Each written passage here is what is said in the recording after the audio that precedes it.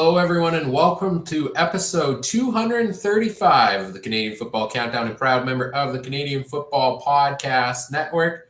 The 110th Grey Cup is just a couple days away, with the Montreal Alouettes and the Winnipeg Blue Bombers going head-to-head in Hamilton to take home the top prize of the season. Yes, the season is coming to an end. Championship game is here, and we're here today to break it all down, preview the matchups. We'll talk about how these teams got here, break down the positional matchups, talk storylines, all that fun stuff. To do so, we've got three of us here this evening. Mike is away sick, unfortunately, but I'm Ryan, joined as usual by Trey and Adam. Let's bring them on in here. Trey, how are you doing tonight? I'm doing fantastic. I want to ask Adam, does it make you feel any better seeing another team lose a game because of too many men, or does it still? The Buffalo Bills pulled the 2009 Saskatchewan Roughriders Grey Cup special this week. I had to send a couple people the highlight link to that. I have some Bills fans, and they're like, oh, that's what people were meaning on Twitter, that the Roughriders have done it first. So, and then he says, well, Grey Cup's a lot worse than Week 10. And I was like, yeah, you're right, it is. But anyway, I'm doing great. Sad part is probably more people watch that Week 10 game than the 2009 Grey Cup. Nevertheless, I'm doing okay. I mean, we have I'm in the middle of two worlds right now, of course, with hockey season kind of getting underway here this weekend, and worrying also about the Grey Cup and trying to watch and go. And I eventually have to do some humble bragging, though, because I'm still undefeated in playoffs. Nobody's beaten me yet, or gotten me making a wrong pick yet. We'll see how we do later on this week here. But, yeah, Montreal, that was quite an upset, wasn't it? Who called that, I wonder? I have no idea. Never heard of it. Yeah. I think two people called that on this show. But. I mean, not to get into it too far, but like we talked about last week on the show of like 9 different things that needed to go right for Montreal to win that football game. And like all 9 of them happened. Like that was the exact, like the only way Montreal was going to advance. They managed to do it. Actually, all 9, and plus also a Montreal touchdown return from a kickoff. So, you know, that was just. Oh, yeah. And by all 9, I'm talking about the 9 turnovers by the Argos. So, that too. Yeah. Yeah. Wild football game. A couple enticing football games in the division finals. Leaves us with Winnipeg and Montreal in the Grey Cup here. We'll talk about it all throughout the evening here. We'll also take your comments and questions in our live chat throughout the night, thanks to presenting sponsor Game Time TV, which you can learn more about by visiting GameTimeTV.ca or following on Facebook, facebook.com/GameTimeTVMB.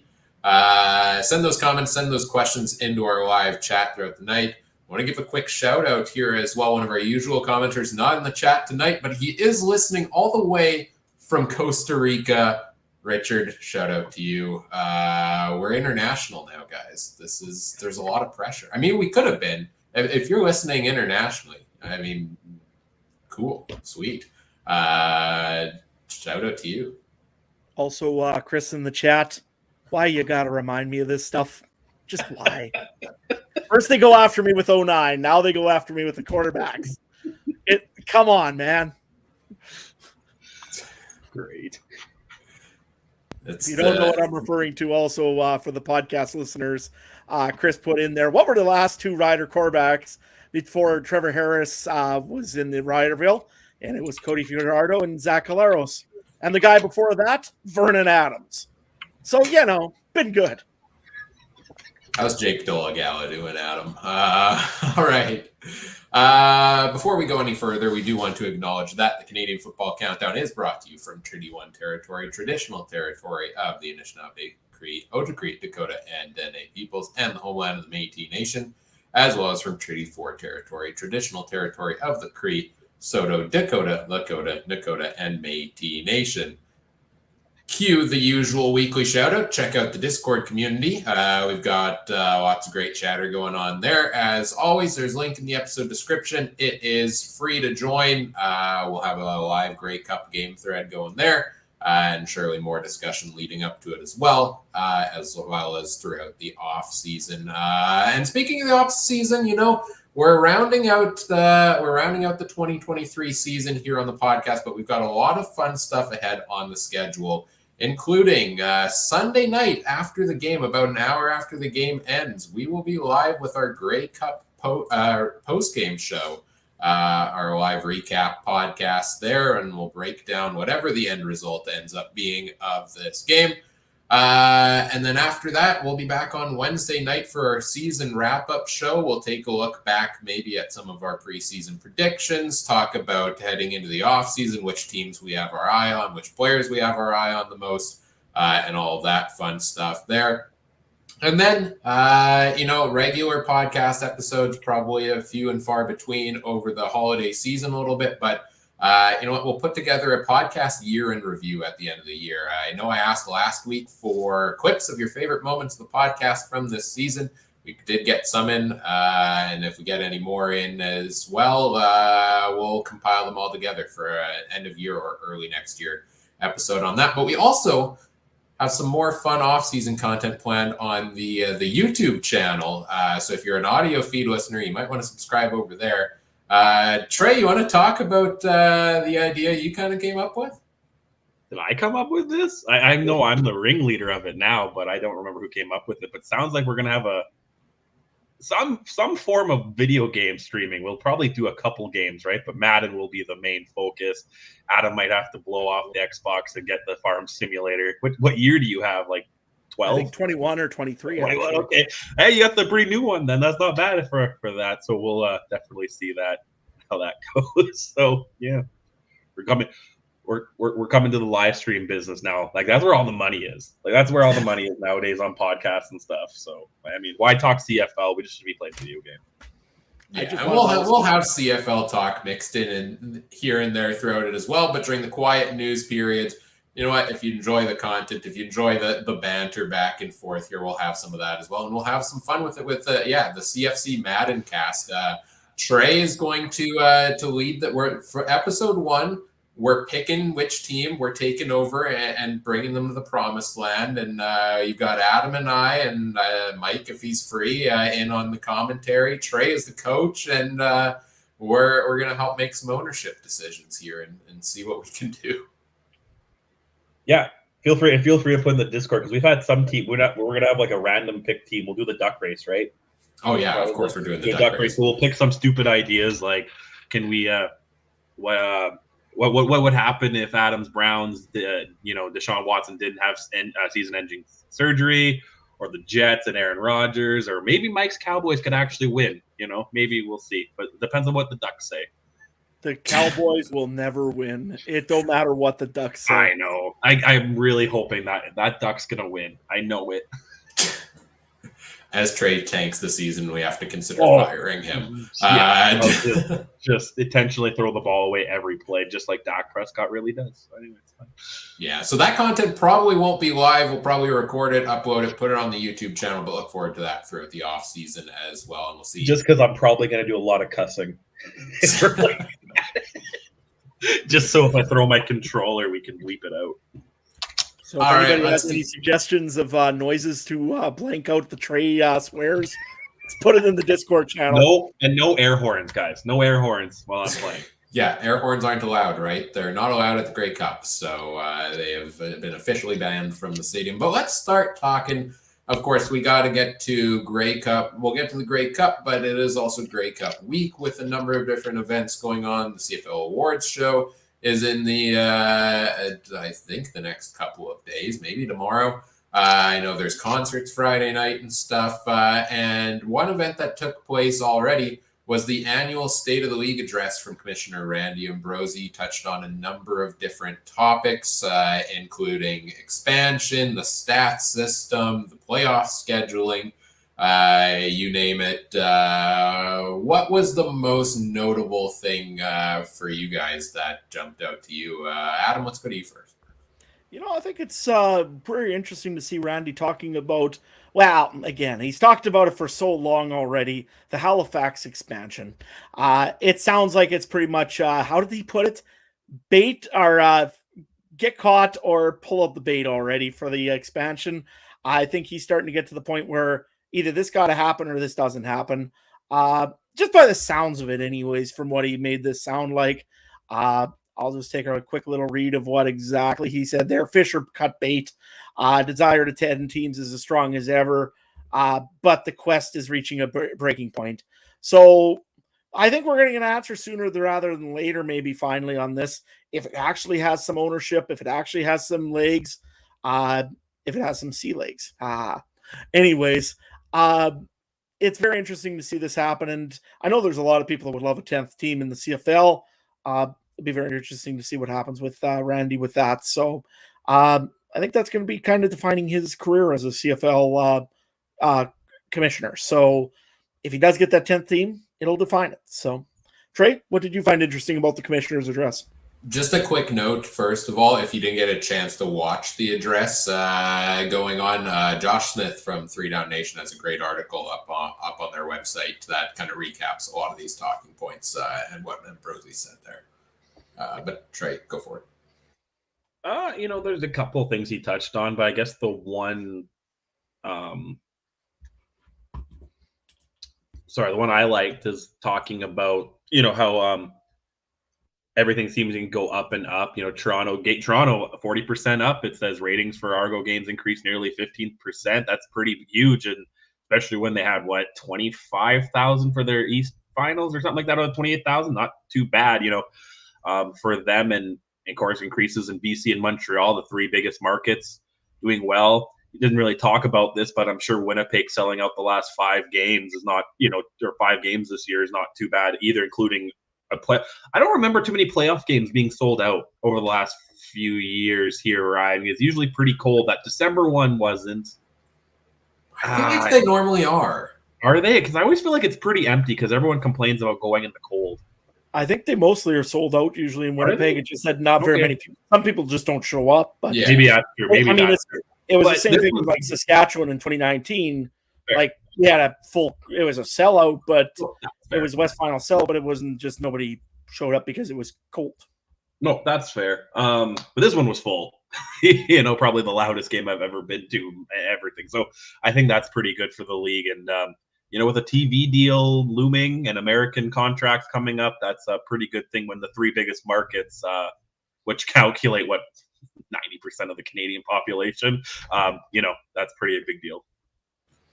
Now, he mentioned a couple of things related to scheduling, and I think this is something we've all been talking about all season long that we would love to see, is that coming into next year when that schedule comes out, every team is going to play every other team at least twice, home and home, in there. We had a lot of cases this season where Bowden go back to Calgary with the Ticats was one of them. I think the Bombers and the Argos only played each other the once, right, and things like that.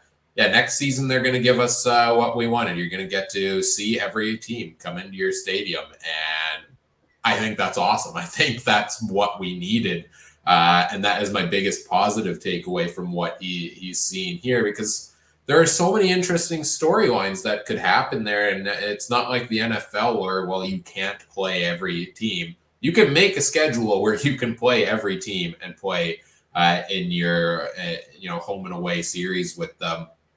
He also talked about Saturday playoff games sticking around next season. They liked what they saw from those and seemingly the foreseeable future. And talked a little bit on the note of expansion that once they get that 10th team, they want to drop it back down to 19-week season. And perhaps that means getting to play the Grey Cup a little bit earlier in November even then as well. So I know we've had a lot of talk about the scheduling quirks we've seen so far. So what do you guys think about some of these things from Ambrosi, Trey? Oh, thank God everybody's playing each other twice, home and home for one. And, nice. We have an offer for promotion. Anyway, sorry. Sorry, guys. But yeah, with the Grey Cup, possibly with 2 less weeks, plus that they still have that 30-day thing, right, that they could start the season earlier. I don't suggest starting the Grey Cup first week of October, but I mean, it definitely makes things a lot more flexible when it comes to that. And a point in the article we're talking about too, it was kind of weird having a game on Remembrance Day, and I know that's going to happen time to time. It's not exactly a holiday. right? It's a little different. It's not quite like the NFL playing on Christmas and stuff like that, or Thanksgiving. But yeah, I like the scheduling things, and I think we need to start seeing each team twice. You don't need to see the East teams playing each other 3 or 4 times anymore. They should be coming out everywhere. Adam? No, I agree. I like the scheduling part as well. I like also, I got another question for you guys more than anything. Really, overall, what have you thought of Randy Ambrosie? He's been here now 6 years. He's indicated during his conference that he ain't going anywhere if the governors all kind of enjoy him. Overall, what are you guys thinking of Randy Ambrosie? I mean, the scheduling part I love. I mean, I want to see that. I like the Saturday playoffs. He's done well with that, I think, although they said ratings were down a little bit. But overall, in a kind of a 30,000-foot view, what do you think of Randy Ambrosie now? Kind of maybe, I know back in the day it was with the strikes and with other things, there was a little bit of kind of worry in the CFL. I think he's doing not a bad job anymore. It's a couple little things, always a little bit of hiccups here or there, but overall it was a pretty good year, I think. What do you guys think of Randy? Yeah, it's hard for me to like some of the things, and I'll pivot to that in a moment and talk about the whole stats mishap of this season. Like things like that, are those on Ambrosie or is that on the board as a whole, right? Same thing with all of the talk from the negotiations where it was like, oh, he's not talking out there. It's like, how much of this is his decision versus he's just the face of the board of governors and he's the one that people draw their hate towards because of that, right? So I don't know. I have a hard time separating that. I think as a whole, the CFL administration, there are some positives like the ones we've talked about. There have also been some big negatives in the last couple of years, or initiatives they've been high on that have just fallen flat and kind of had clear ways they could have succeeded. So I don't know. I have mixed opinions, Trey. No, I think he's in the middle, right? I wouldn't say he's the worst of all time by any means. And he definitely who was that guy? We had Jeffrey Ulrich or something for a year of that. And then, but he's no Kohan. You know what I mean? He's no commish, right? He's somewhere in the middle. And even if you compare him to other commissioners right now, I mean, he's no Goodell. It'd be fun if we booed him like Bettman gets, kind of thing. He's no Dana White, but he gets stuff done as well as he can. And you're right. You can't blame everything on him for the stats. But that's what we tend to do, right? So I don't know. Could be worse. I think we could definitely be worse off. And I think I get the vibe he cares. This isn't just a paycheck for him. Like, yeah, I'm sure he's paid well, but this isn't just a paycheck for him, right? He was a player back in the day, wasn't he? Yeah, he was. Yeah. And then he's passionate guy, Canadian. So I think he's doing all right. Yeah, I think he wants the league to succeed, I think is the first thing. And you look at the attendance, I think that could be maybe a kind of a feather in his cap that he kind of starting to solve the Toronto Argonaut issue or the BC Lions issues. He got new ownership in there. They're pretty stable. Same thing in Montreal now. They got pretty stable ownership. The league has done pretty good lately, and it has been under Ambrosie's watch. So I'm going to give him a little bit better of a grade usually than what we had over the years for some of the other commissioners. I'll be honest, Mark Kohan didn't do a lot. He was just a very popular guy. That's fair. Is what I always found. But like I said, everybody loved Kohan. Yeah. But in another way, you don't really need to love your commissioner. You just need him to make your commissioner a good thing. In all honesty, probably not. Probably not. They want the owners want what's best for themselves. And he's got to kind of work that fine line between the league, what's best for the league, what's best for an owner, what's best for a player. He's kind of all in the middle of it. So really, if you don't like your commissioner, that's maybe not a bad thing. Yeah.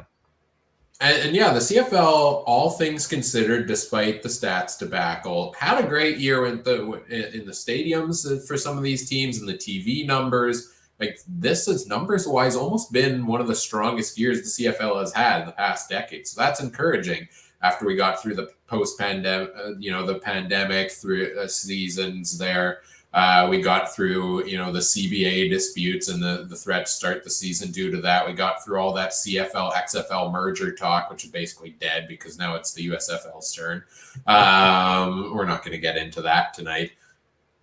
But for all the good things they've done, and for all the times people claim this league is Bush League, I don't think there's anything more Bush League than what I've seen with the stats system this year. Like the fact that they cut off the old system, said we're going to have the new system ready for the season, and end of year, it's still not a fully functional system. And at the State of the League address, the commissioner is coming out to go and say, yeah, we messed this up. And it was, his direct quote here in this 3 Down Nation article was, there was never going to be a good time to launch this significant transformation, and said it wasn't a viable option to run both systems at the same time. Like, as somebody who works in software development, that is absolutely the wrong way to do a software project. You do not just say, okay, yeah, I'm going to take down the old stuff, but this will be functional a year from now.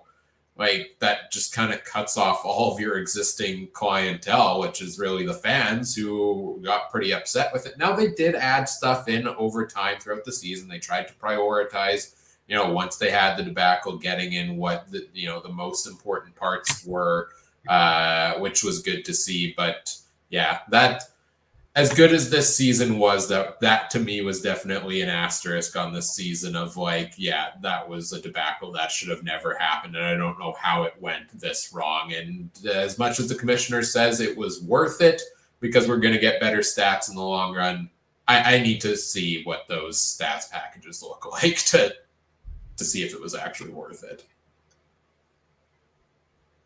It was. I still can't believe. Hopefully the stats work for the Grey Cup. If the stats don't work for the championship game, I mean, Ryan will literally go down to Ottawa or Toronto and grab Randy and drag him through the stats. If the stats don't work, you guys are on your own for the Sunday night recap. I'm not showing up. Fair enough. It'll be our most successful show yet. The other thing that I think is a negative that came out of this review was that the football operations cap seems like it's here to stay. They talked about that the concerns over the expenditure there rising and wanting to limit that. What do you guys think? I think it hurts the league more than anything to keep that in place. They must want it for some reason. I mean, is it to prevent like it's a Texas A&M? They fired their coach and they owe him $76 million. Still, like I mean, no CFL team's going to do that, right? Because tech college money is insane. But is that what they're trying to protect? Because coaches' contracts get paid out. Well, Ambrosi did say he did say it's the fastest growing expense category in the league. It was creating a lot of tension with the Players Association because they saw how much the coaches were getting paid versus the players getting paid. But I see that from one side, but at the same time isn't also having the best talent in the league, which involves having the best coaching opportunities in the league, like lead to more revenue for the league and more revenue for the teams and the players in the long run. It just tells me the Players Association is way more powerful than the coaching one. If they're, that's kind of what it tells me. Which I don't think there is any coaches. That's what I mean. Yeah, there probably isn't one. So no, I can. If you're going to put it that angle, yeah. But how many people are going to be like, oh, I'm going to the Bomber game for Coach O'Shea? No, they're going to the Bomber game because of Caleros, Lawler, Oliveira, Willie Jeffersons. I guess that's kind of the way they're heading, right? The only thing I look at it though is if you have a Mike O'Shea in each of the teams. First of all, boy, do they got a lot of red-haired guys on the team. But secondly, you're going to have a lot better players and a lot better talent, and better talent means better plays, and better plays means more people in the crowd to watch those better plays. So that's the way I look at the CFL coaches cap. I know that the players are probably jealous because they see Chris Jones taking in $750,000, $800,000, $900,000 or whatever he was getting from Saskatchewan before the cap. But yet you got to remember that those guys their jobs are dependent on the players. So the players seen that they don't get as much and they weren't happy about it. And I get it, but in another way, they're the guys making the money. So, and they're the guys that are trying to make the plays and make the better plays. So it's very tough to say which way this would work better. I don't think there should be a cap because again, you're losing talent to other places. You're rotating through coaches because you can't do anything else, or you're holding on to coaches which you shouldn't be holding on to because you have no choice. So they should make the cap more flexible, and then maybe you could stay. Otherwise, I think it needs to just go away. Yeah, because there are a way you can do that, but then not have it in a sense where it's like a team can't fire their coach who clearly, they need a change, but they can't. Or they have to hire somebody to do both jobs because they can't fit it in. And then that guy doesn't do the job adequately. And then now what are you going to do? You fire him.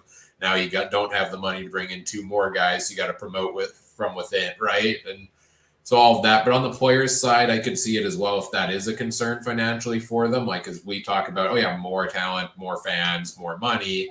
That's a longer-term growth when the average football career is only a couple of years. So if I'm a player now, do I care that, 10 years from now, the revenue is going to be this high if I'm not going to be playing at that point and getting my cut of it? So here's my other idea for you. Why not say that coaches' contracts aren't guaranteed? Let's face it, if they have a terrible season and they're going to get fired, they don't have to pay up the rest of the contract, and you keep the cap, but you go and you're allowed to fire a coach without guaranteeing a contract. I wonder if there's some union, because every coach's contract in every league is. You know what I mean? Like I said, college, $76 million, NFLs are, hockey's are, everyone seems to be guaranteed, even in sports that aren't. So is there some form of union? Is there some legality we're not thinking of that? I don't know. All right, well, let's move on to talking about the Grey Cup, and let's start talking through how the teams got here. We'll start off with the Montreal Alouettes, the East representative here, finishing their season off at 11-7. They knock off the Argos in the big upset there in the East final, and they're off to the Grey Cup. Going back to preseason, all 3 of us picked Montreal to finish last place in the East Division. Although, Trey, I know you did put a preseason bet on them as the Grey Cup champs, despite ranking them last in the East. Oh, that's sitting juicy. It's gonna be so hard on Sunday. So let's talk through it. I mean, we all had them as last place in the East coming into the year.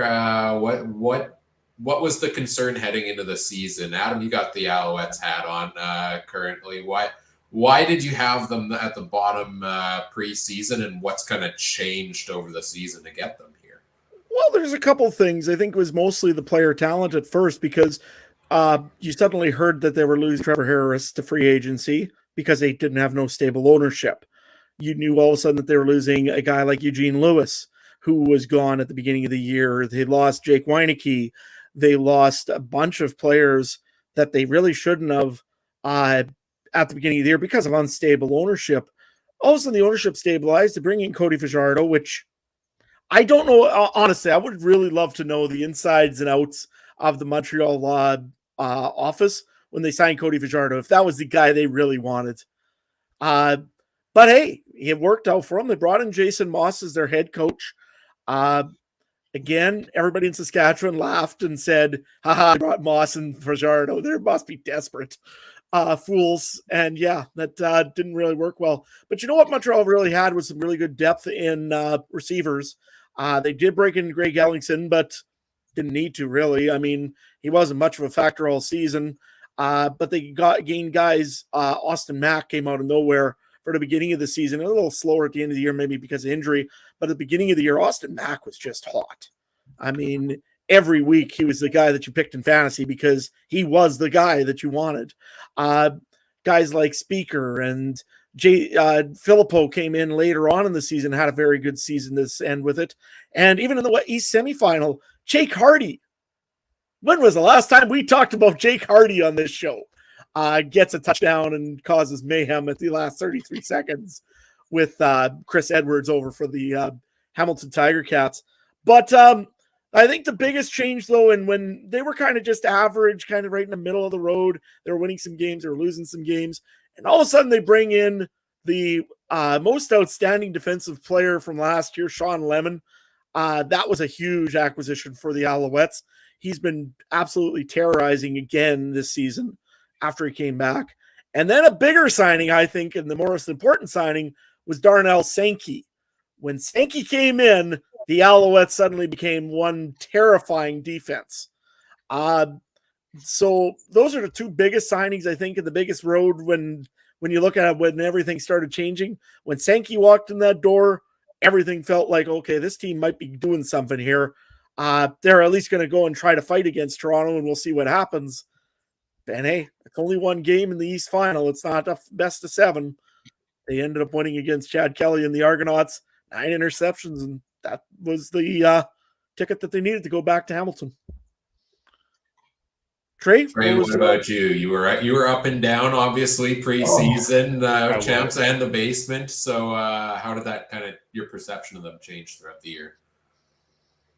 This perception from the beginning was all just that ownership and free agency fiasco, right? When they didn't even have an owner to do free agency, but apparently maybe teams should do that more often if it's going to get you to the Grey Cup, right? But yeah, it just was a slow process. But, an 18-game season, that's grueling in football, right? NFL is not even quite there. College is not there. These spring leagues aren't there. 18 games is a lot of time. And we always say it starts at Labor Day, right? And when did the Montreal Alouettes get hot? Right around Labor Day or just after, because since they I got some stats here for you. Since they added Darnell Sankey, they actually are 7-1 at that time, which I get. I didn't even realize that. Montreal was a good team, but everyone was so high on Toronto over the last couple months and this and that. Normally, would we not think a 7-1 team going into the playoff or going into the Grey Cup probably has a pretty good shot of winning, because Winnipeg's only 6-2 in their last 8. So, if you're going to keep records of lately, and Montreal's only loss was to Toronto, and Winnipeg lost to Saskatchewan. Where are they? And Hamilton, where are they? So if you want to look at that. So I really like Montreal and how they came. Sankey, Lemon, their defense is unreal. Fajardo, I want to see more out of, but I've been saying that for a while. That's my Montreal 2 cents. Yeah, you mentioned that's interesting. Montreal 7-1 down the stretch. 7 in a row. Yeah, I'm in that camp that I didn't realize that at the time either, right? Because all of the talk, all the talk was that Montreal is the second best team in the East and the 4th best team in the CFL. That's been the story all season long, right? And it hasn't been up for debate. And if you actually look back at their schedule this season, started the year 2-0 looking good. Then 3 straight losses because they played Winnipeg, BC, and Toronto all in a row. Then 4 straight wins. Then 4 straight losses because they played Winnipeg, BC, Toronto all in a row.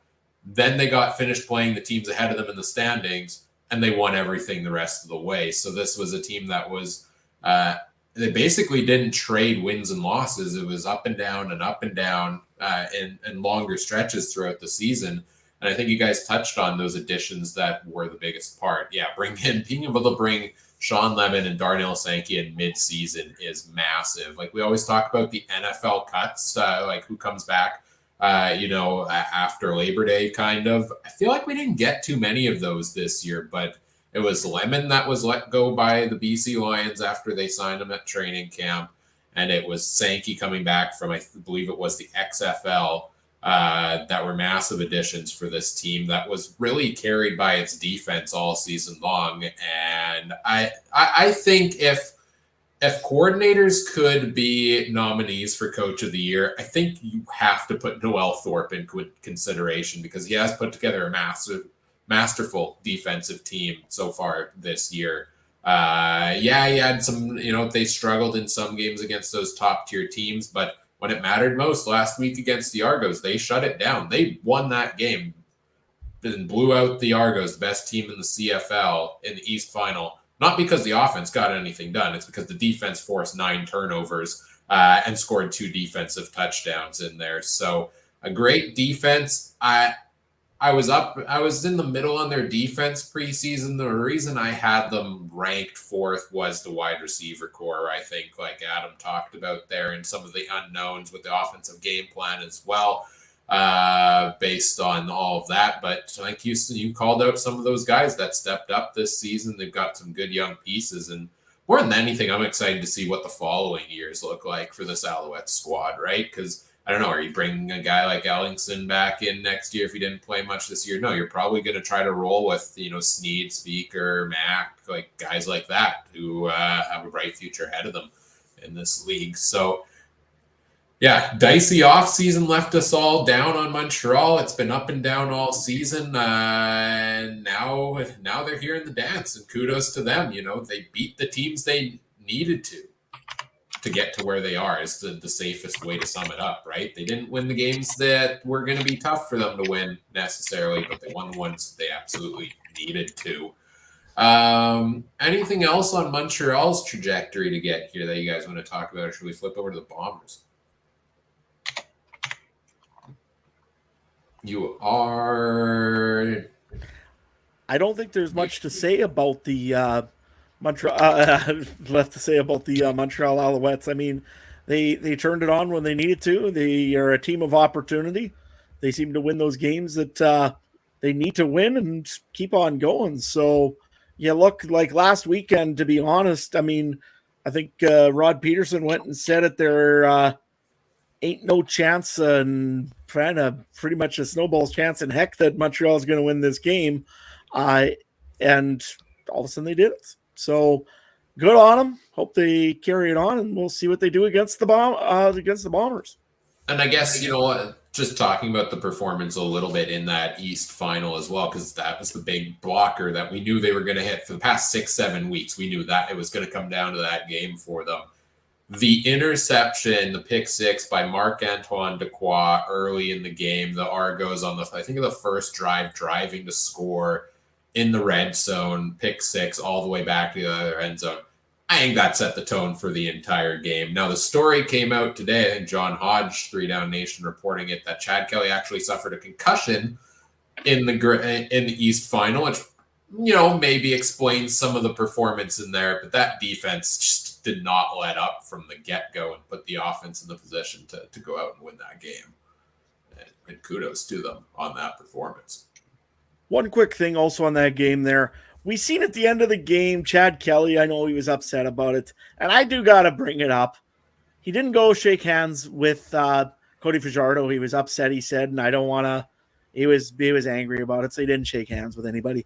You think that's appropriate, or do you guys think whatever, it's emotions or... If he's got a concussion, I don't care anymore. Before that, I was a little like, whatever, but if he actually has a concussion and he needs to go seek some form of medical attention, now why was he playing for 3.5 or whenever long? That's another discussion. But if he knows something's not right, I have no problem with him leaving. We had this with Tom Brady. He lost too.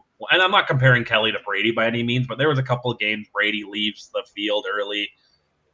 I almost think it's cruel forcing the handshakes at some time. I get it that it's a gentleman thing to do, but I've lost some games at curling, and you got to shake the loser's hand. That you just, the lucky asshole that just keeps making these triple takeouts, and he's drunk as hell, and then you got to shake his hand after. Like, I don't know. I played slow pitch where there's guys you don't want to shake their hand.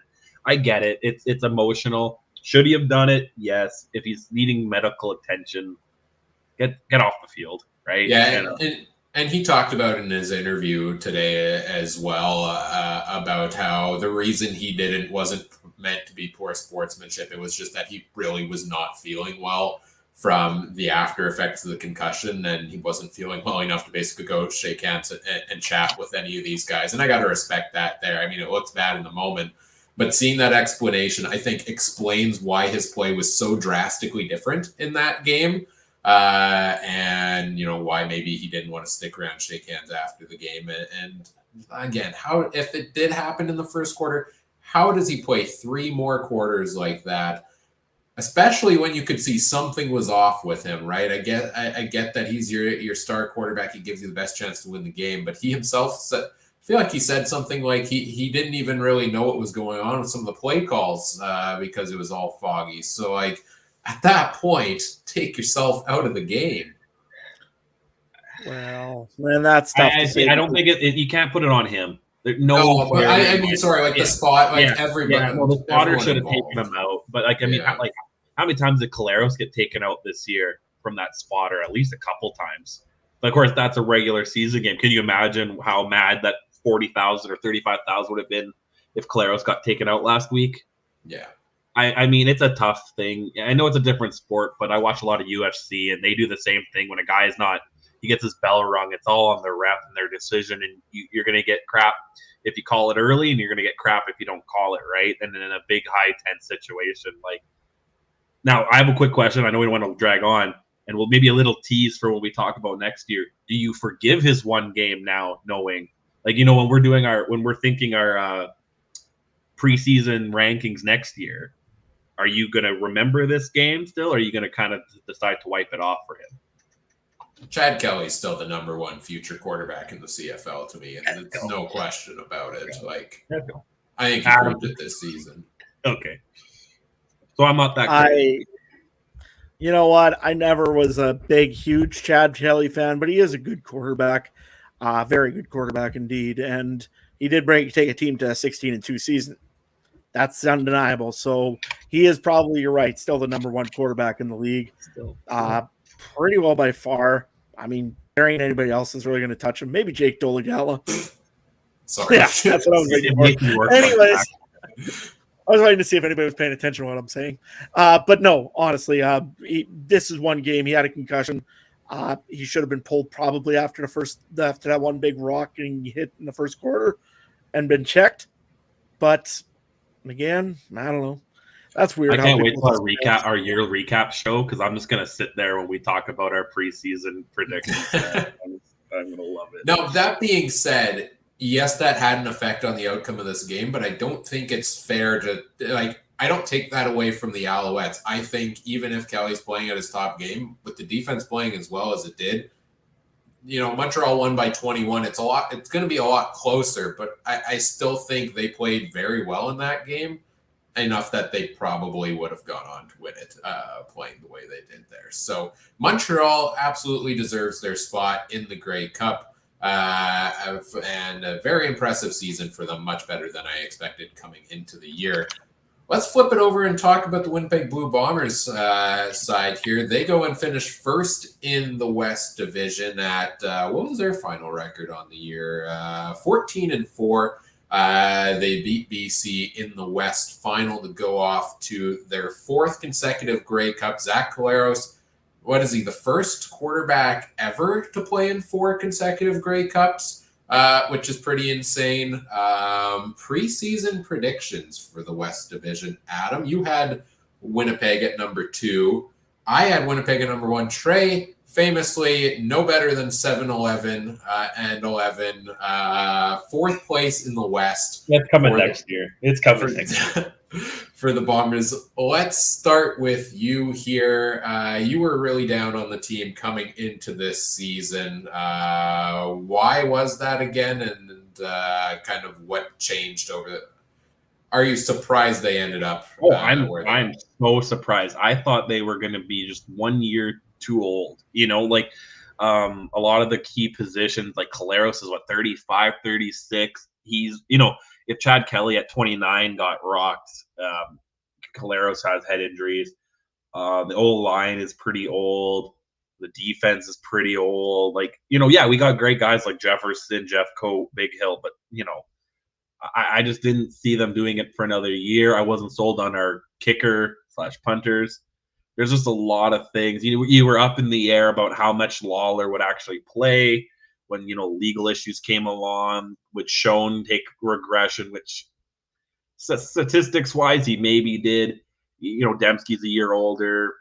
There was just a lot of factors, and you know, I don't know if I've said this on the show, but I'm not a big fan of Collaros.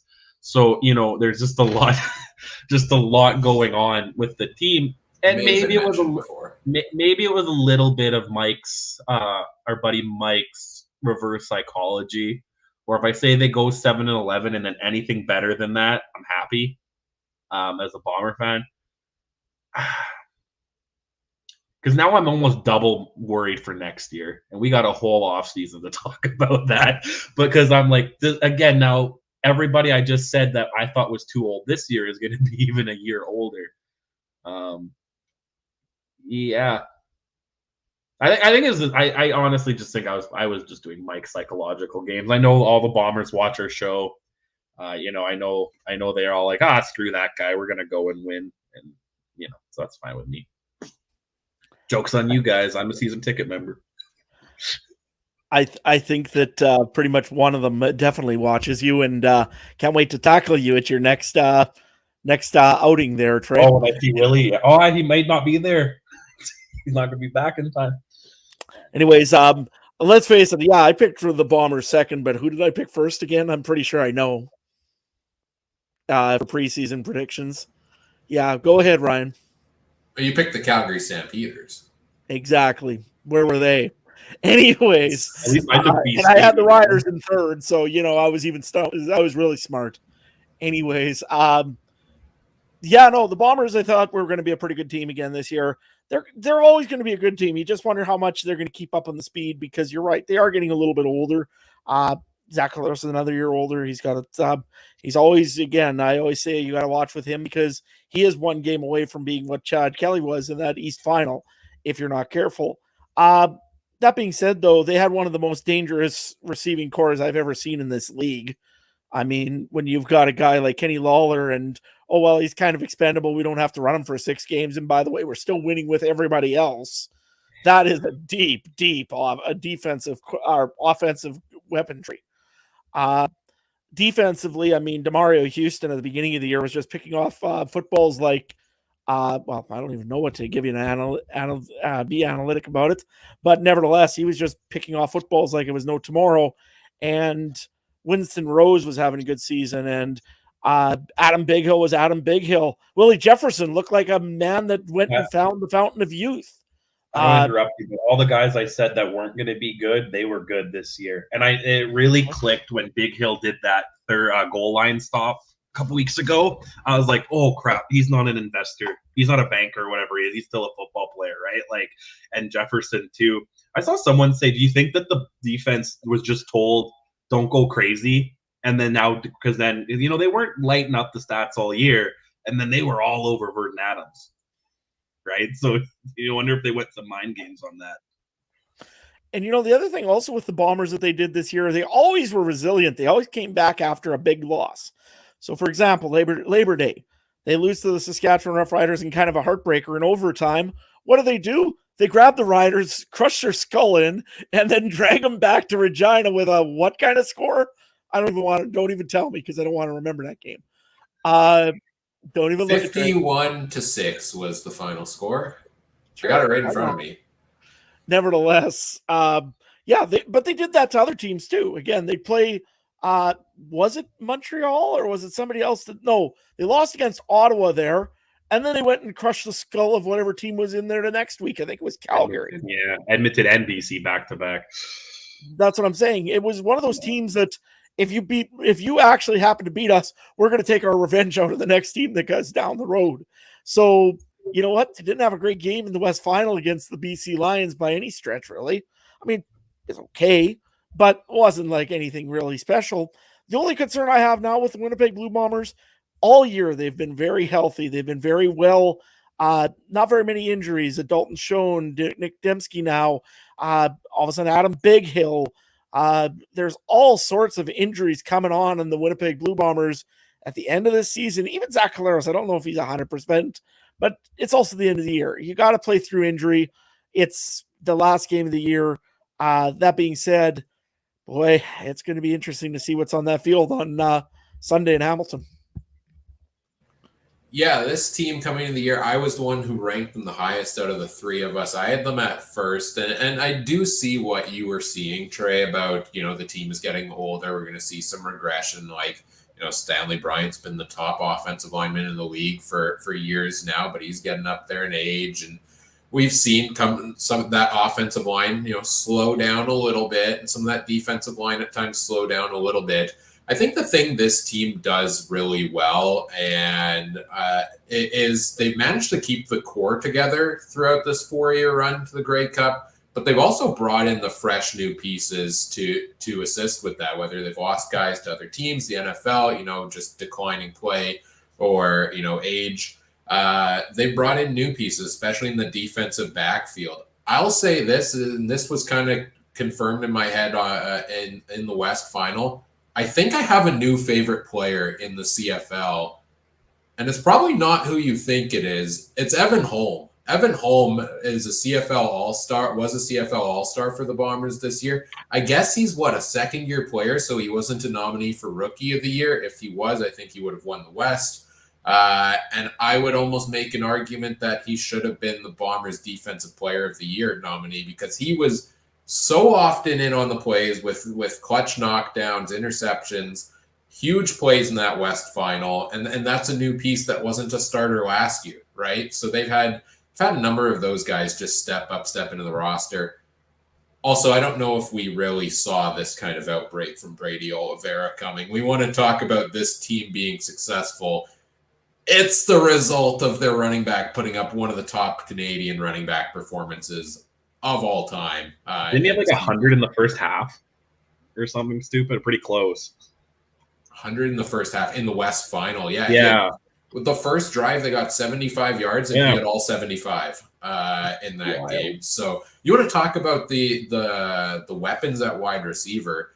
I mean, nobody in the league had a rushing attack that was close to what Oliveira could bring in any given game, and that really propelled them to the next level and just proved that, they made the tough, but they made the right decision when they moved on from Andrew Harris to keep Oliveira here. Like, given how little Harris has played with the Argos over the last couple of years, can you imagine if they went the other direction and then Oliveira goes off to, I don't know, somewhere like Ottawa, for example? That it's decisions like that have kept the team together and I think have made it successful.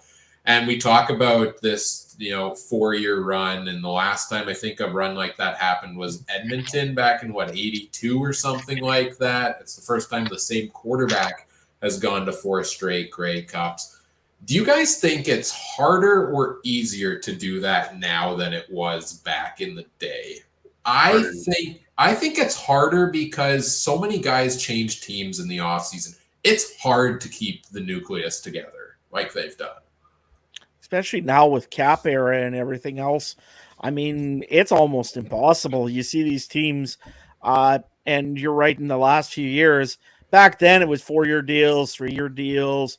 Nowadays, 1-year deal, I want my shot at the NFL. Or 1-year deal, I'm going to go try to get more money next year. There is not a whole lot of really that time to build a team. And that's why we always say that you can go and do like Montreal just did and bring a team out of almost nowhere and end up competing for a Grey Cup because you get hot and you get a good team together like the Alouettes have. They can end up in the Grey Cup. But Winnipeg's done a beautiful job.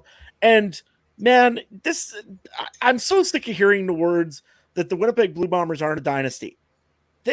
I'm a Rider fan, and I'll admit they're a dynasty already. If they played in that COVID year when there was no football, they were Grey Cup contenders, no question at all.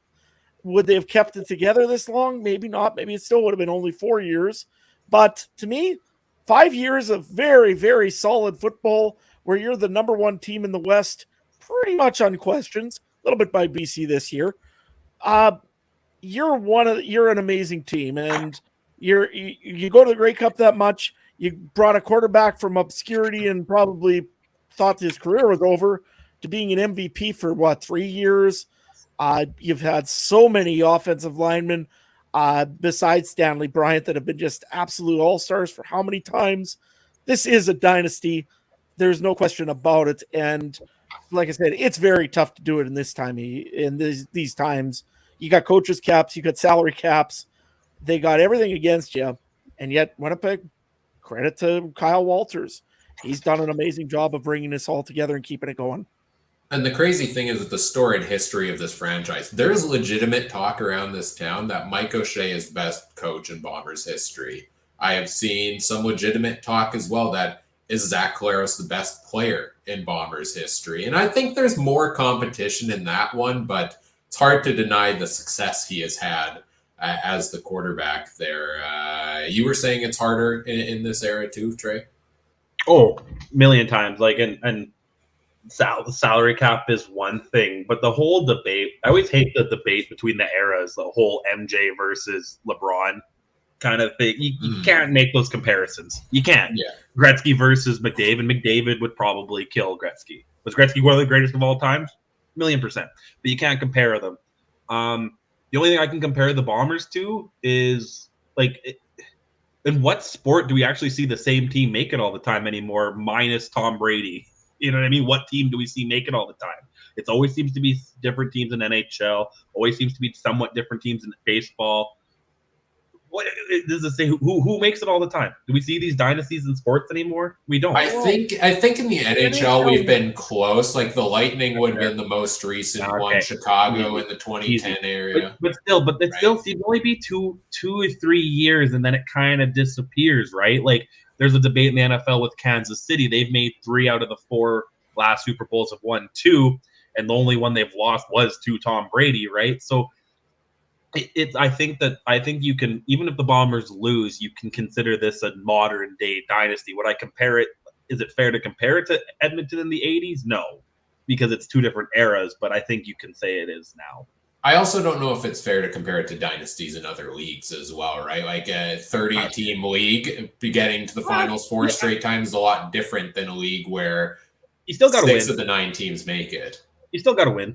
You still got to win. And Bombers didn't make it for 30 years. That's true. Yeah. So that's when I think you can completely compare it to different leagues because, sure, hey, half the teams make to the Stanley Cup playoffs, and 6 out of 9 still make it to the CFL playoffs.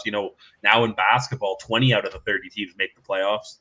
It's about the same ratio. So I mean, I think you can almost do it in some sports.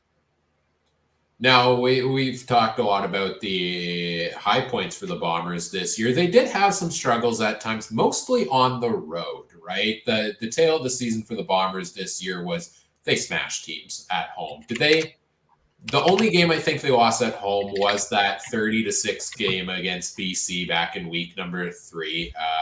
Luckily, I skipped that one. So maybe that was my fault. I had another commitment, so I didn't have to sit through that. But at home, they were just absolutely dominant all the way. But on the road, they struggled, whether it was a low-scoring tight win, whether it was that game in Edmonton where they fell behind 21 points and came back, whether it was, losing in overtime. They also had their fair share of losing to third-string quarterbacks this season, right? It always seems like they're the ones that find a way to kill this team. So, strong year for the team once again, and they are definitely the best of the West, but not a team that didn't have its flaws at times throughout the season also. Yep. If I talk about it, it's going to be an hour, so Adam, you just go and I'll say ditto. Yeah, no, I agree. I mean, I think that the Bombers had their faults. I mean, I think they were a lot cleaner than they were last year. Last year, that was a error-filled team that somehow managed to get a lot of victories. I mean, don't get me wrong, good teams find a way to win. So I agree with that. But this year, they were a little cleaner. You're right on the road. And with third-string quarterbacks, they had trouble for some reason. I don't get that one because, Dustin Crum comes in, they lose. Jake Dolegala comes in, they lost. Taylor Powell. Taylor Powell, they lost. I mean, it was strange. Cameron Dukes backup, but they almost lost.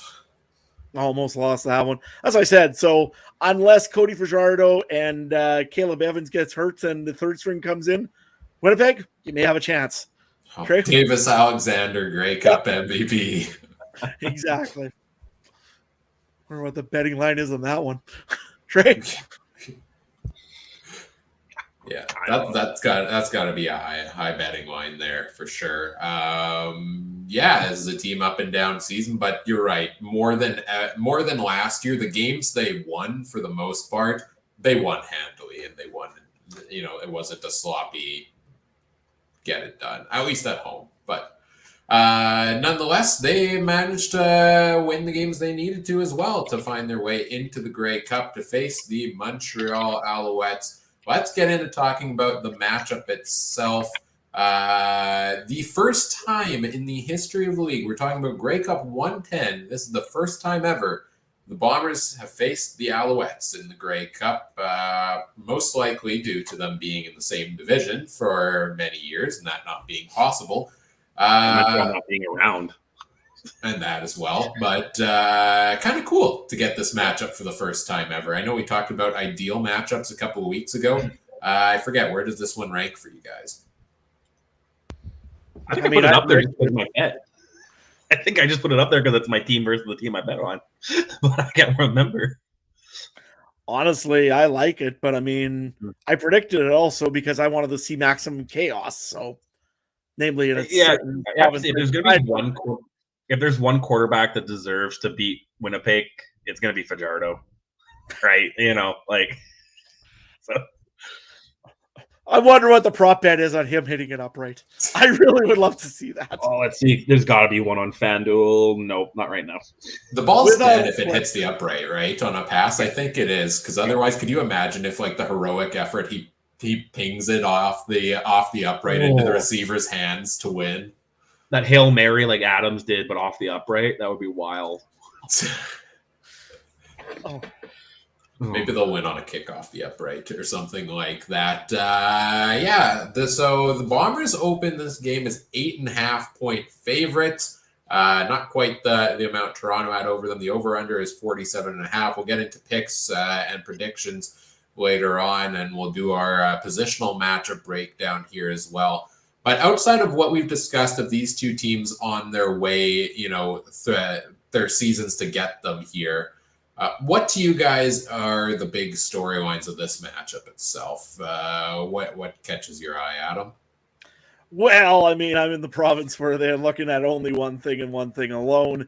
It is that Cody Fajardo and Jason Moss both are in the Grey Cup. They're looking at Zach Collaros in the Grey Cup. They're looking at Nick Dembski in the Grey Cup. They're looking at Patrick Neufeld in the Grey Cup. They're looking at a few others in the Grey Cup. Jake Hardy's in the Grey Cup. Oh, and by the way, these are all guys that Jeremy O'Day got rid of. That's what Saskatchewan's looking at right now, with green-tinted envy in all their faces. Probably bitter, not a bit bitter, I'm sure. Thinking this should have been us. This should have been us. And yeah, no, it wasn't. So, you know what? Honestly, that's the biggest storyline in Saskatchewan. I'll tell you that much right now. They're going to be talking about if Fajardo wins a Grey Cup. They won't even mention Montreal. They'll literally say Cody Fajardo won a Grey Cup if it happens. But yeah, that's pretty much what I think. And I don't know. I think Saskatchewan might actually be cheering a little bit for Montreal because the saying ABW has been going around a lot lately in Saskatchewan from what I've heard. Anybody but Winnipeg. So yeah, it's a divided province at the moment. Trey, what's the storyline in Winnipeg? I don't know about Winnipeg because Winnipeg seems to have the parade planned already, but I'm going to say a couple of reasons why I wouldn't do it right now. So either of you guys, a little Q&A here, a little trivia night. Over the last 10 Grey Cups, what do you think the record is for the team that has the better record? 3-7. Okay, you're going with they're 5-5, but still not as what you think it should be, right? You would think that the team with the better record should win, and actually, the better team has scored 265 points versus the other team 258, making an average of 26.5 points versus 25.8 points. So you can throw that 8.5 line out because it means absolutely nothing in the Grey Cup, right? These teams are 0-0. It doesn't matter. We've had an 8-9-1 team beat a 15-2-1 team. We've had a 9-9 team beat a 13-4-1 team over the last few years. We've had the Bombers at 11-7 win. I think the thing to 9-9, Toronto beat Calgary a couple of times. Actually, I think it would help if Calgary didn't choke all the time in the Grey Cup. That's fair, but Winnipeg did once, Hamilton did once, Calgary a couple times. This game, it doesn't matter, and the one beautiful thing about the game, when 6 teams make it, you do get a 9-9 team. You do get a 10-8 team who in other leagues and other sports wouldn't deserve to be here, right? So I think we got to throw all that out. Historically, Montreal 7 for 11 in Grey Cups, Winnipeg 12-15. So percentage-wise, they're about the same. They've never met, like we've talked about. And one fact too, I never do this, but I'm gonna take something Mike says and I'm gonna use it for my benefit. He says it's really tough to beat the same team 3 or 4 times in a season, and I know Ryan, you don't agree with that. But Cody Fajardo is 0-9 against Zach Collaros.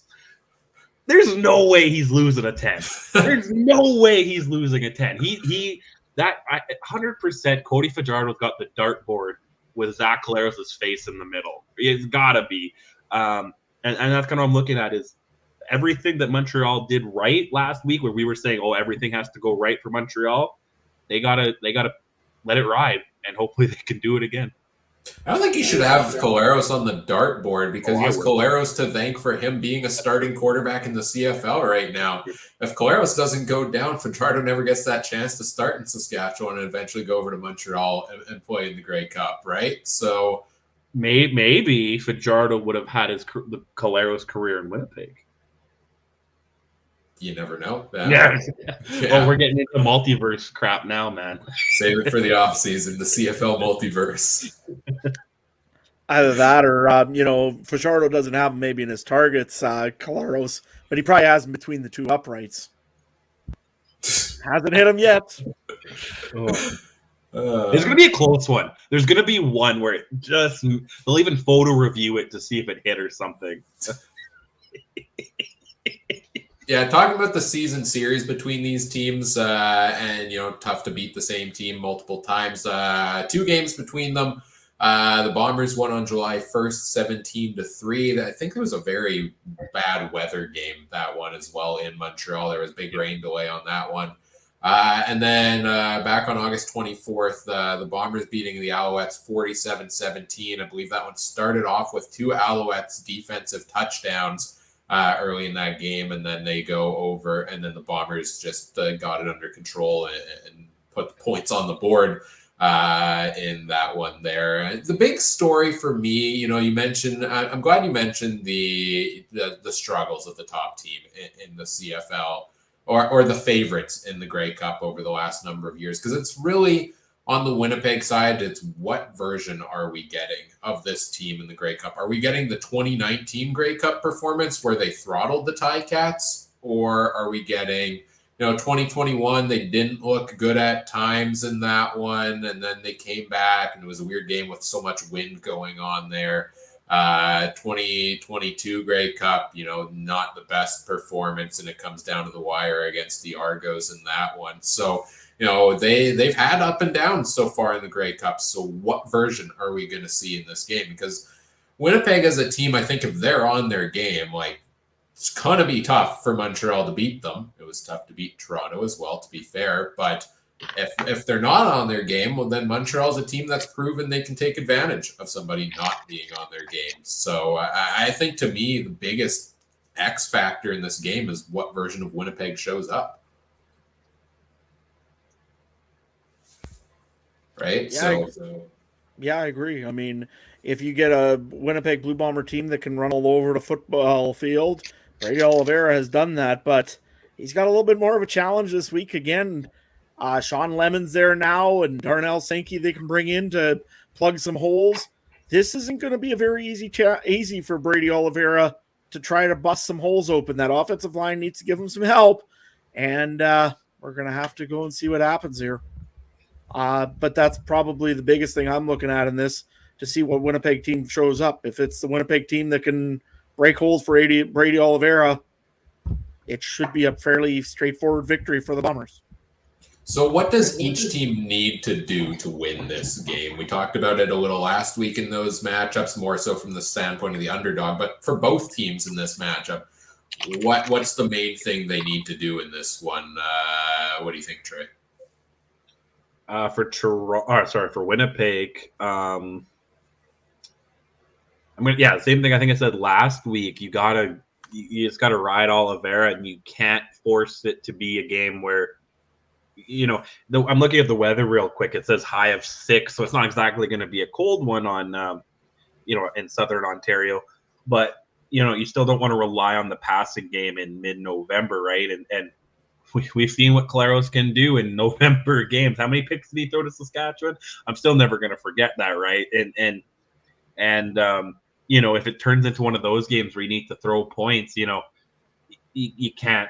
I don't think you can rely on Collaros to always do that all the time anymore. And for Montreal, they got to do something to counteract it, because we all were talking about BC either need a run game or need to outthrow, like to throw enough to be the equal to it. And I think that's what Montreal needs to do. They either need to get stand back and say stand back better be eating Wheaties every day and, running the ball down the throats, get Phil Pott involved, get everyone involved in that offense. And yeah, we've said it's either going to probably be a Winnipeg blowout or it's going to be close, right? And if Oliveira's marching down the field, putting up 6 or getting field goals for the Bombers all the time, Montreal's got to do something back, right? And keep it up. Adam?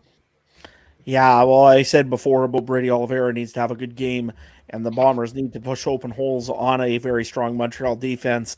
I think on the other side of the football, you nailed it on the head, Trey. We haven't seen a whole lot out of William Stanback yet this playoff, and we need to see more out of him if the Montreal Alouettes are going to have any real success. They can be ball hawks, and Zach Collaros knows about this. That second game that you mentioned there, Trey or Ryan, I think Collaros threw 2 straight interceptions, and then all of a sudden, I don't know if something kicked in upstairs or what happened, but all of a sudden he was perfect. And maybe it was just because he was making short plays over to Schoen or to anybody on that. If it was Wolokarski or to whoever on Winnipeg side, all of a sudden everything was working. So they need to rely on the short ball. I think Winnipeg it's one of those things where you take whatever Montreal is going to give you. And if I'm Winnipeg, I'd be a little bit more aggressive also on the defensive side of the football. You look at Richie Hall's defense, it's mostly bend, don't break. Trey just loves it, I know. But if I was Richie Hall, send Willie and Jeff Cote on for a run. See what happens and see if you can get some real pressure on Fajardo. Fajardo doesn't really work great under pressure. He's not as mobile as he quite used to be at one time when he was in Saskatchewan. So I think you have an opportunity there. Get Fajardo frustrated, get Moss smashing the Gatorade jugs, and get some pressure on Fajardo. Yeah, if you can put up 10 sacks on VA in that Lions offensive line last week, do whatever you did to Montreal, who struggled to keep Fajardo upright this year, because he's going to force those errors if that happens. For Winnipeg, the biggest key to me is play smart football, hold on to the ball. Zach Collaros didn't light it up last week.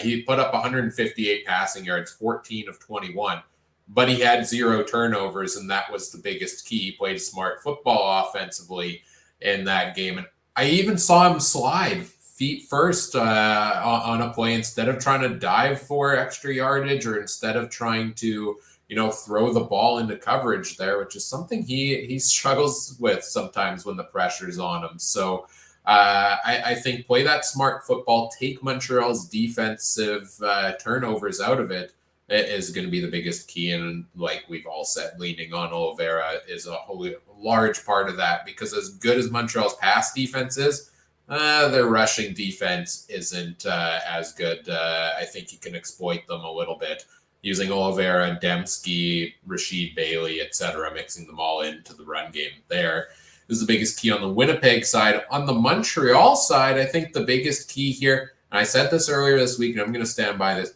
I think Montreal needs their defense or special teams to score at least 1 touchdown in this game to keep them in it. I think this is a team that offensively this year just has not done anything exciting.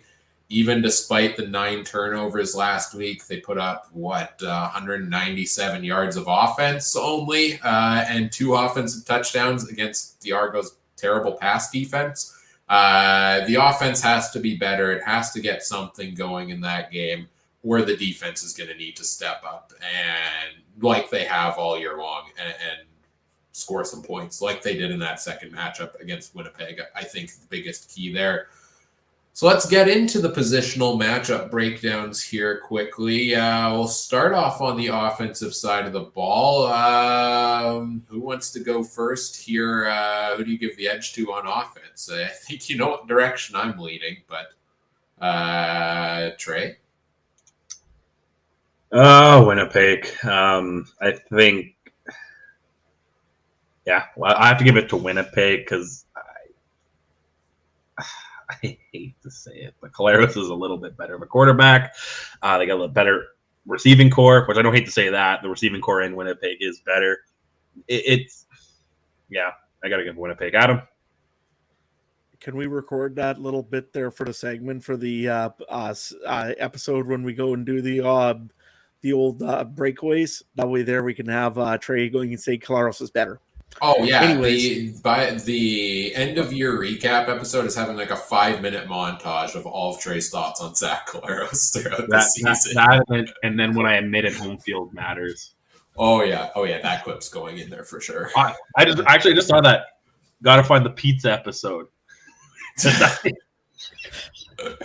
I was just thinking about that, so I'm glad we brought up this episode. But anyway, that reminded me. You've never cashed in on your conditional from our fantasy football trade yet this year. I never forget. All right, it's still valid at any point. Anyways, Adam, what about you for offense? Offense, I'm going to give it to the Bombers. I mean, they've got the better offensive line. They've got the better running back right now in Brady Oliveira. And that hurts for me because I usually don't like picking Brady Oliveira. But you had Greg McRae as one of your top running backs in the CFL preseason. Darn right, and I'll stick to it. Anyways. Oliveira didn't make the list. No, Oliveira didn't. Nevertheless. He saves dogs, man. He saves stray dogs. I feel like my girlfriend knows him. He pops up on her Instagram. Like he's everywhere, man. He's like kudos to the saving dog part, but Greg McRae, if they could play an American, I still say Greg McRae would be a better running back. Anyways, I'm just being evil now when the guy's like probably going to win the MOP this week. Anyways, no, they got the better offensive line, they got the better running backs, they got the better quarterback, I think, right now, and questionable on the receivers now because of the injuries. I'll say maybe Montreal's maybe a little better on the receiving core just because they're like not as banged up.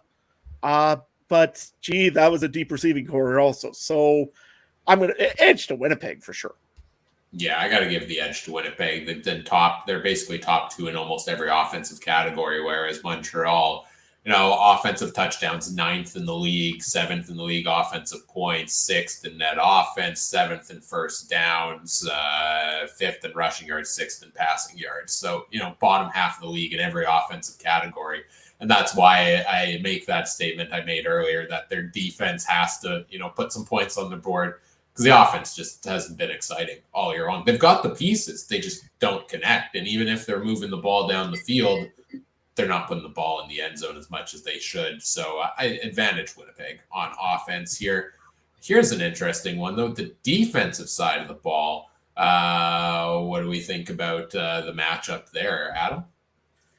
I'm going to go and advantage Montreal. The defensive line, I think, with two guys in there, I think they give a little more.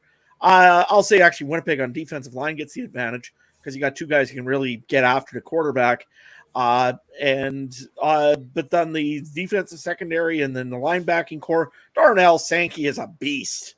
That guy there is dangerous anytime you're after it. Sean Lemon, I know he's in the line, but he's still dangerous as well. And Montreal can pick off footballs and run them back. They're athletes.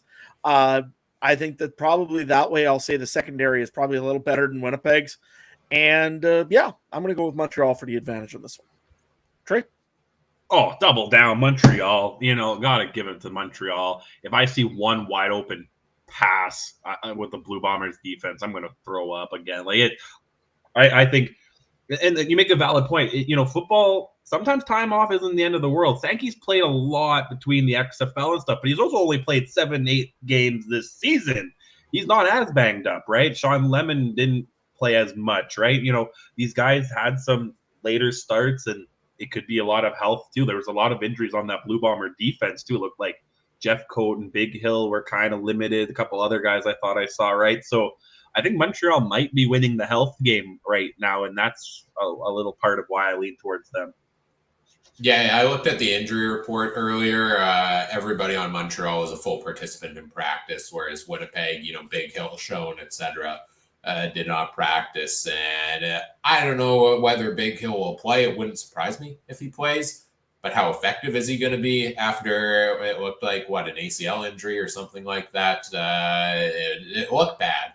when he got injured in the West Final. I think this is close. These are two of the best defenses in the CFL. And it actually surprises me to look at the stats and see the Bombers gave up the least points to opponents this season. They averaged, offenses averaged 18.2 points against them. They gave up 27 offensive touchdowns on the season in an 18-game season. It's not bad. That's like 1.5 touchdowns offenses were putting up on them a game. I will give the slight nod to Montreal, especially with Big Hill being injured, because I think he's a huge force in the middle of that defense. But I think this is a very close matchup on the D side of it. Special teams wise, I'll go first on this one. Special teams is hard because I give the edge to Winnipeg in the kicking game because Sergio Castillo has been pretty good all season long. I know he hit the upright this past week, but this is a guy that should have been the Grey Cup MVP in 2021, and I feel like he got robbed of that.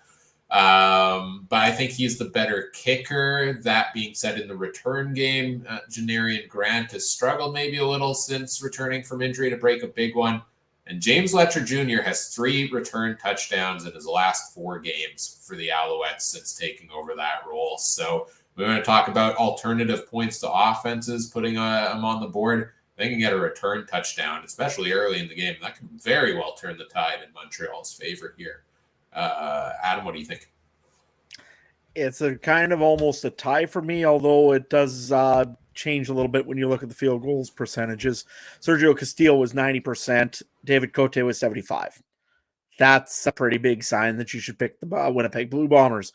Janarian Grant, I think, is probably the better return because right now Chandler Worthy is still injured, I believe, for the Montreal Alouettes.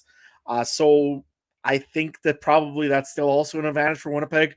That being said, the special teams, Mike O'Shea always has some weird things going on, but Montreal also has just one entry with the 1-yard onside kick.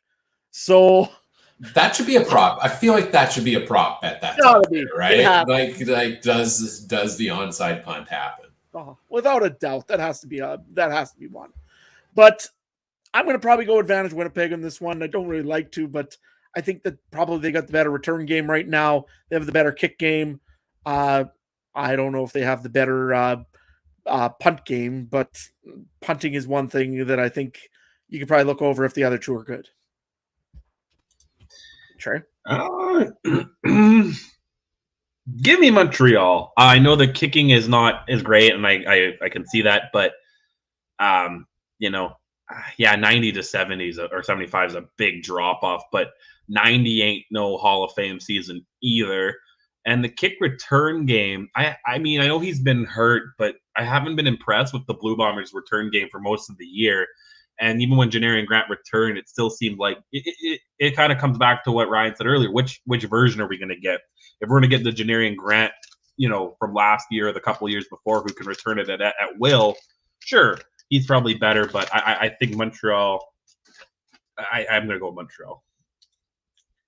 Is that Mike's burner account, the MBHA ball hockey? That's got to be Mike's burner account, isn't it? Like, absolutely.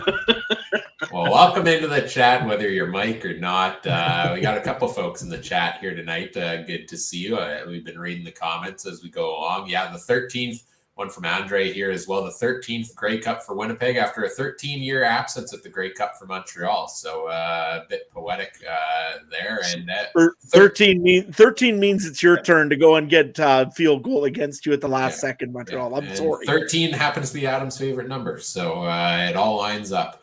All right, coaching. Let's talk coaching here. Which team do you give the edge to? The long-term coach in Mike O'Shea or first-year head coach over in Montreal in Jason Maas and the units there? Adam, what do you think coaching-wise? Do it. If I was coaching the Gatorade jugs and how to break them, Jason Maas is a hands-down winner. I don't know. I never was a fan of Jason Maas's offensive schemes. That being said, Mike O'Shea is pretty much a legend now. Honestly, I would almost debate him to be one of the best for coaches in the league ever. He's a very good coach, and I hate to say it, but he is. I mean, honestly, there hasn't been very many coaches quite like him. I mean, maybe Matthews back in the day, maybe Wally. That's pretty much, he's in elite company at this point.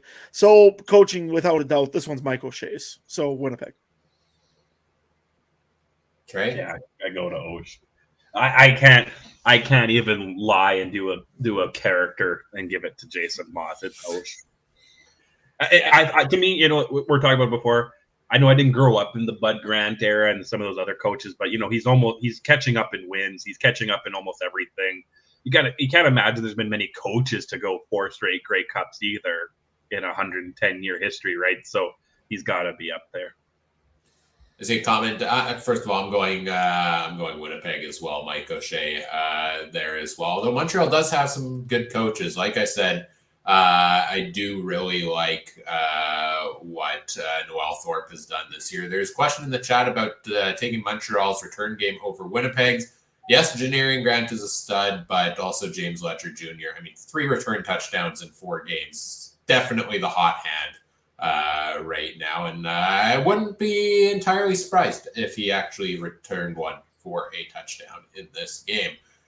All right, we've gone through the storylines. We've gone through the journeys to get to this game. We've talked about the positional matchups, how these teams are going to win the game. Now the question is, who are we picking to win? Let's get to our Grey Cup picks. Money line against the spread, the over-under. Let me put the odds back up on the screen here on the video podcast. Bombers minus 8.5. Over-under is 47.5. Resident betting expert Trey for the final time this year. What are you taking? I think you have to take the plus 8.5 with Montreal. Even if you think Winnipeg's going to win this game, I think there's too many injuries on Winnipeg. I think, you know, Grey Cups have relatively been closer historically. I'm taking Montreal plus 8.5. And, you know, I'm getting vibes of this game's going to turn out like the 2019 West Final almost, and it's going to be a touchdown-ish kind of game. It's going to come down. I know we've been joking about the uprights, but it's going to come down to like a situation like that. Fajardo always seems to play the Bombers that way. Yes, he's 0-9 against them, but he has or against Caleros anyway.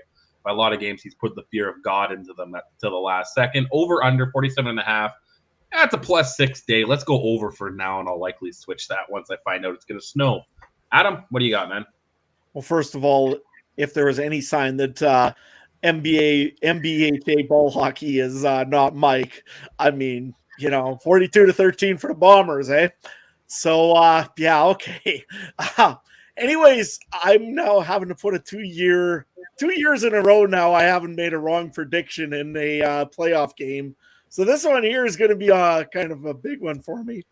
I'm going to go, and I'm going to take the Montreal Alouettes in this one, plus 8.5. I'm taking an outright win as well, because you know what? Momentum's a finicky thing. Winnipeg looked good. They had a big defensive game against the BC Lions last week. Brady Oliveira did run the football. That being said, the weapons aren't there like they used to be for the Bombers. Adam Big Hill is, I'll say 50-50 probably to play, I would think. Great guys from what you're hearing. Probably, maybe. I could see it going either way, yeah. Yeah, okay. Probably Nick Dembski, I would think, would be the same thing. I don't see Dembski really missing it. I'll say more 75-25 he does play. Dalton Schoen, I say, is out. I don't see nothing coming to that. So the Bombers are banged up pretty badly, which they've never dealt with injury really all season. The Montreal Alouettes are a little bit healthier. They just had a huge win over a team that they couldn't beat all season that they just beat. They've got to beat another one, which is tough, and it's going to be a loud crowd. I think Montreal is going to be probably a little bit more loved by the Hamilton faithful because, you know, it's not Winnipeg. That being said, yeah, it's good to me. It's Montreal Alouettes. They're going to win this one outright. The game is probably going to be a close one. I don't think this is going to be a defensive battle if Montreal is going to win it. So that means unless they all of a sudden get 30 points on defense, I don't see this making over 47.5. Yeah, that's what I'm thinking right now. Give me the Alouettes and 47.5 under. Well, before I give my pick, in case you're wondering what Mike, our good co-host Michael Garrell, who couldn't be here tonight, is taking, your guess is as good as mine, because 4 days ago, he texted me and said that the Bombers are going to win this by a blowout, but when he couldn't make it tonight, he said, by the way, my pick is Montreal to win outright. So I have no idea. Ask him when kickoff starts on Sunday, because it'll probably change 5 times before then. I am going to do it. I am taking the Bombers to win and cover the spread of 8.5 in this game. I'm starting to look at it of like, I've said this. I think this game goes 2 possible different ways. If Montreal's going to win this, it's going to be a tight, low-scoring game because their defense has managed to completely shut Winnipeg down, and they've maybe gotten defensive touchdown or 2. If Winnipeg plays Winnipeg football, I think they run the ball down the Alouettes' throat. I don't think Montreal's offense can put a ton up on the board. So I think, if Winnipeg wins, they're probably covering that spread. And I think Winnipeg's going to be ready to play. I think they came out firing in that West Final really well. I think they get it done this week. So I'm going to take the Bombers to cover the 8.5 points. 47.5 line is interesting because, I think the Bombers are going to fire well, but then Montreal's not putting a ton of points on the board. That could still hit the under. I think I would bet the under here because if my prediction of the Bombers running away with this is wrong, I think Montreal, it's a greater chance either my prediction's right and they still hit the under, or I'm wrong and probably hit the under. So I would take the greater chance on that. But I'm taking the Bombers to throttle the Montreal Alouettes in this Grey Cup matchup because defense forced 9 turnovers, scored as many points as they did last week against Toronto. They're a really good defense, but I don't know if they can do that 2 weeks in a row. You want to give some score predictions since we have some in the comments? Oh, I'm never good at these score predictions. It's Grey Cup, though. You got to do it. I'm sure someone's going to have the fundraising tickets where you got the scores and stuff, so we got to do it. Give me like 27-15 Bombers. Yeah, write these down. 15. Winnipeg, that's Ryan. Adam, you took Montreal to outright win, correct? So what do you got? Yeah, 28-27 Montreal. Ooh. Anybody want to look up that score? You'll know why. Does it involve the number 13, your favorite number? It might involve Glenn Johnson. That's right. Well, I just said Montreal plus 8.5. I didn't say yet who I think's going to win, though. Oh. Do we want to keep that as tune in next week to find out? No, just kidding. Yeah, tune in next week. I'll tell you Sunday after. Yeah, I'll tell you Sunday after. I think it's going to be 31-27, which gives me the over. Right? Yeah, it gives me the over. 4. Let me see. Can you see it? Oh, hang on. Wait. How do I solo layout? There we go. For the Alouette, Jean de Alouette. There we go. Take Montreal. All right. So and Mike has 3 picks? He took Winnipeg the blowout, and then Montreal. And then Montreal to win outright. Mike, I did not get score predictions from Mike, but and then the second one or the third one is that the referees win. That way he's got all base. Andre Prue's not out there, so the referees lose. Yeah. 100%. How is Andre Proulx not out there for a Montreal game? How not? He should just be the Grey Cup guy. Don't see him all year. Grey Cup. And Labor Day. That's it. Labor Day, Badger Bowl, Grey Cup. Yeah, and once he retires, can we at least bring him back for the big games, please? Yeah. I think that's the way to do it. Who is the referee this year? Did they have it down? I just saw the guy's name. It was a 3-down article. Tim Croker, maybe? Tim Croker, yeah, that was the one. Yeah. So a Saskatchewan referee to manage quarterbacks formerly from Saskatchewan. It's perfect.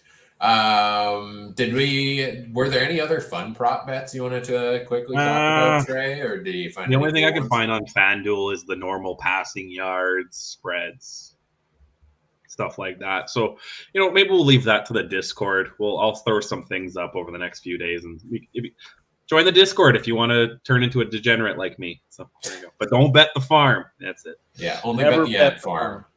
Only the ant farm. Oh, remind me to put that in the clips show at the end of the year. The origin of us discussing how much an ant farm costs and how you can bet those. All the memories. The pizza, the ant farm. All right. Can you send me a list in the Discord chat of these so I don't forget? That would be good. Me going and telling Frank Hickson got 75 yards when he didn't play. Oh, yes. Yeah, write that one down too. I'll find them. I'll find clips for them all. But let's get in now that we've given our predictions for the final time this year. Wow, I can't believe we're here. End of the season. It's been a great season here so far, and we will be back on Sunday night after the game to recap it all. Stay tuned on social media or in the Discord community. We'll put the exact kind of time we're aiming to go live. I think Mike was aiming for this was his idea. We did Grey Cup post-game show last year and it went pretty well. I think we're thinking around 10 p.m. That would be 10 p.m. Central Time, I believe. But we will let you know on the social medias. And you'll get the notification if you subscribe on the YouTube channel as well that we are going live with that. It'll be on the podcast feeds the next morning as well.